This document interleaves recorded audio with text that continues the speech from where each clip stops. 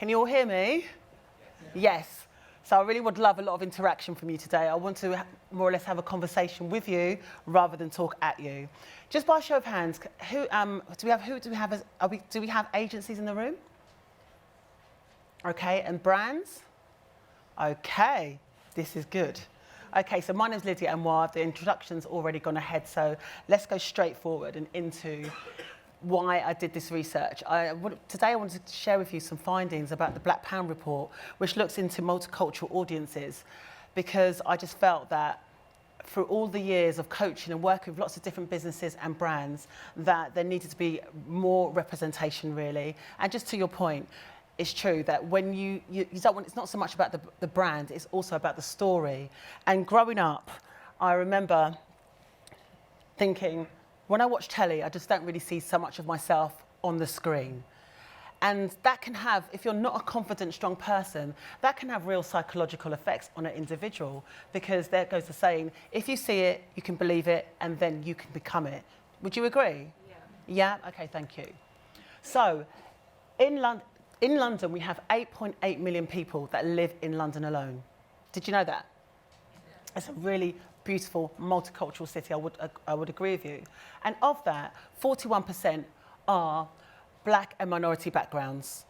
So if you think about it, that's pretty key. And I go into a lot of agencies and I talk to them about what's happening with your agency, who's your audience, who do you want to speak to? And obviously you want to speak to human beings, correct? Yes. You want to tap into people's minds.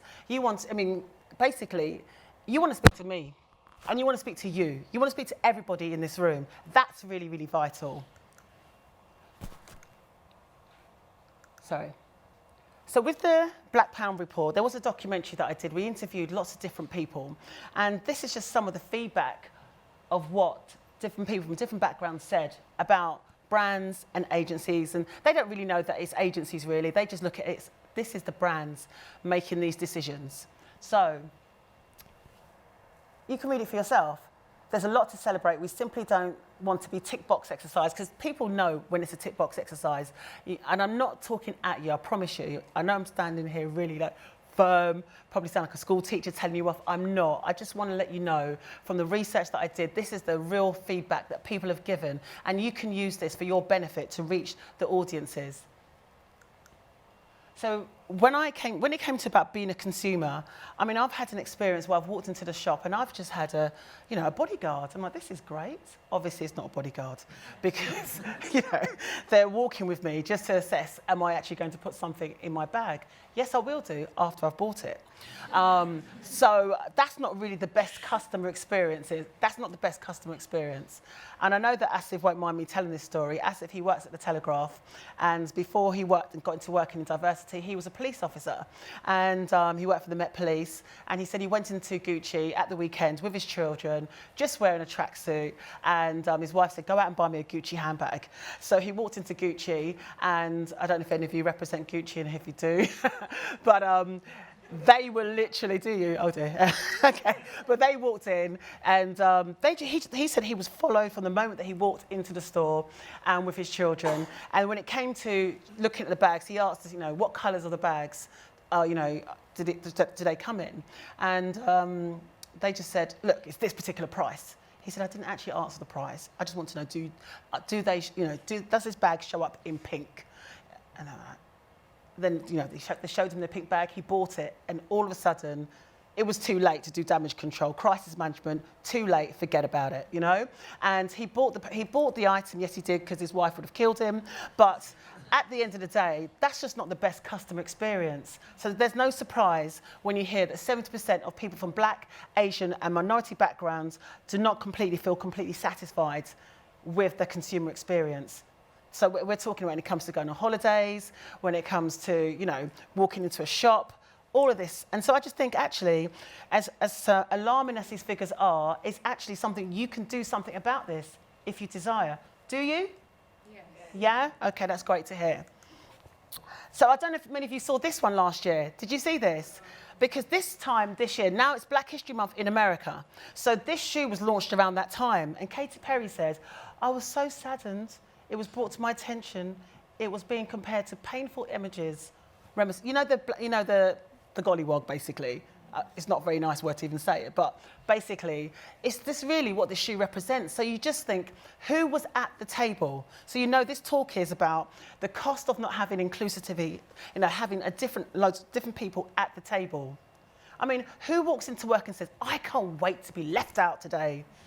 I really can't wait to be gaslighted at the table. It's a wonderful experience. No, everybody wants their voice to be heard, whoever you are, wherever you're from. Everybody's got ideas. And I know the advertising industry has got some big, big personalities, but there's also some people that are really introvert and quiet that have got amazing ideas to bring to the table. So this isn't just a story about ethnicity, although that is a big area of my focus. It's about including all people at the table. I don't like being ignored, and I'm sure you don't really either. You don't look like you like being ignored either. So, here we go. And then Nivea. Does anyone work with Nivea here? Come on, don't be embarrassed. Okay, so this is what Nivea did. I mean, if I was in the room with Nivea, if I was at the creative agency, I would have said, do you know what? That's not a really good idea. A black man kicking his head off, number one, is not a good thing. Don't do it. But also, you're saying his hair is ridiculous. But if he uses your product, it's amazing. It's not, and there's so many messages in there. Can you see why that advert didn't work? Can you? Yeah. Who was at the table? Oh my gosh, it's really sad. But then this is a comment, that's the thing. You don't have to have these things. Because it gets to a point where people are thinking, okay, is this just for actually getting audience engagement? Maybe make a big, massive mistake, lose loads of money just to get attention because, all news is news, right? But this is just ridiculous. So, again, it's not to be putting people down or making you feel terrible. It's just giving you examples of have more people at the table. Then this one. Did everybody in the room see this one? Yes, I'm probably showing you a lot of things that you've already seen before. Again, this was launched at Black History Month again. I just wanted to see what would happen this year. I was eagerly looking for the newspapers, on my Google alerts, brand mess-ups, brand cultural mess-ups. But yeah, and this is how much it sold for, £688. I mean, oh my gosh. And it still stayed on the market. It still remained on the market. So, 66% have said, look, representation on television. I must say it is changing. It's not all terrible, but it's a gradual story. You just want to see more and more. And every time you speak, I was like, yes, I love that. It's about the experience. You want to see yourself in it because when you do, you become more invested. You thought, okay, I really relate to that story. So again, this is the black Asian minority audience is worth 300 billion, but I would estimate it now at 500 billion because that last research that was done was back in 2012. We're in 2020 now, and the population in the United Kingdom is just growing exponentially. So if you think about that, that's disposable income. Wouldn't you agree that's quite a lot of money? Quite a lot of cash. Quite a lot of cash. That's me doing my television bit, and it's Anyway, I tell you what, when I had the opportunity just to prepare 3 shows, one was on racism in sports, because I'm a patron for Show Racism, the Red Card. And today, if you look at the Daily Telegraph, you'll see Paul Canaville, double-page spread in the Daily Telegraph. Really proud of that. Little plug for him there. But that story for Paul Canaville happened in 1983. He was Chelsea's first ever black football player, and he walked out onto the pitch, and unfortunately, his own fans were spitting on him, throwing bananas at him, all of that. And that was from his fans. It was a terrible story. But I'm just happy for him. All these years later, he's been able to share his story in such a way that it informs so people can make better decisions because it's all part of the story. Okay. So this is, again, so you saw the photograph of me in the beginning, right? Blonde hair. And you see this hairstyle now. Next week it's a new one, you know, because I'm launching a new program, so I need a new hairstyle. We spend so much money on our hair. It is ridiculous. I mean, my accountant, when he was going through my records, said, okay, Lydia, I'm just looking at everything here, and you actually spend £750 on your hair a year, and that's just wash and blow dry, okay? That's not weave on, all the other hairstyles that we do, because it's part of our culture. We spend so much money. You know, you walked along the high street in Brixton, where I often go, 1 o'clock in the morning, the hairdressers are open. It's a lifestyle. You can get counselling at the hairdressers. Women, do you feel me? Come on, put your hands up. Exactly. You know, you're not just going there to get your hair done. It's a culture. And you have to understand your audiences. Your audience really want you to... we just want you to relate to us. That's all it is. We want you to sit down with us, have a conversation. We want you to then stand up with us, keep the conversation going, and then we want you to walk with us. Does that make sense? You need to sit down with us, stand up with us, and walk with us. And that way, listen, we all make mistakes, that's fine. But to make it continuous and really expensive mistakes at the cost of losing your audiences, 52% of audiences have said that basically if they're not seeing their brands, if they can't see themselves, you know, in the message, they will basically leave your brand. You know, they will no longer invest in you. I mean, I think 15, 20 odd years ago, there used to be so much, I have to have my Gucci, I have to have my Louis Vuittons. It was all like, but the audience, they're a bit more, they're more intelligent now, they're more in tune. They really are. So those days are gone. Those days are gone. So did you know that the beauty industry is worth 5.2 billion? Were you aware of that? And 80% of, so 4.2 billion of that is spent and invested in by, you know, black women. Yet, when I was watching television last night, I said to my husband, I'm going to give this talk tomorrow. He said, again? I said, yeah. Don't stop talking. Girl, just don't stop talking. And I thought, actually, if I look on the screen, I said, why can't I just turn the television on and just see a product for my hair? Is that a crime? Brands, does any of you here work in beauty? Please, put your hand up, don't be scared. I know that some of you do. You're just being quiet right about now. But do you know what would happen if you just put one ad on the screen for black and Asian hair? Because actually, I don't know about you, actually, some of those products on the market, which are on television every day, like Dove, sorry, that's not going to work for me. It's not going to work in my hair, unfortunately. It won't do anything. So what about that? What about if I look onto the screen and just see a food product that I might buy? A cultural brand. Is that a crime? Is it a crime? Please respond to me. Am I frightening you? That's not, because that's not the goal. That's not the goal. I just want to show, I'm just having this conversation to show you the cost of not having inclusivity at the table. Different people to share different things with you. And I know today I'm talking about the cultural experience. People are here today with different backgrounds to talk to you about sexuality, religion, all the other things. I just want to talk to you about the area that I have expertise, okay? So if I think about beauty, look at how much Fenty made. Isn't that amazing? Because again, does anybody in here use Fenty? You wearing it right now? You're looking good, girl. You're looking good. You know. So at the end of it, look how much money they're making. And actually, at the end of the day, and ultimately, for a business, you need to generate cash, right, to survive and to stay relevant. Would you agree? By show of hands, come on. We know this, don't we? So, isn't it really important to engage with people?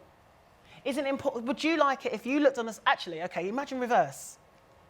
You wake up tomorrow morning and everybody on the television is black. What are you going to say? Really, what are you going to do? What will happen? It will just seem like, what? And it was like this for a whole year. What would you do? What would you do? I think there'd be riots. But I just wanted to share with you just some values of the markets. And here we go. So I call it the multicultural pound because I'm not too sure, because there's not many people. I don't like this word BAME. Even saying it feels like a swear word to me. And I don't really swear, okay? But I'm swearing right now when I say BAME. Because We are multicultural. All of us in this room. Has anybody done ancestry.com? We are all interconnected. You know, we are multicultural. The BAME reference is not the greatest reference. Anyone who represents and falls into that category. Do you like the word BAME? Do you? No. Do you? So I can ask a few people. My research is really good because there's not many here. But, you know, so therefore, my whole thing is this year, it's all about raising awareness around language, because language is absolutely key. Would you not say?